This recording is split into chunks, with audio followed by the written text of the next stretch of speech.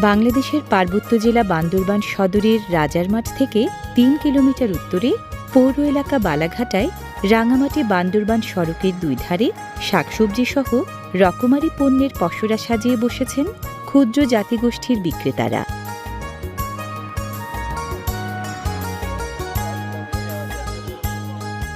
জুমক্ষেত বন জঙ্গলের শাকসবজি ও ফলমূল থেকে শুরু করে চাল, ডাল, মশলাপাতি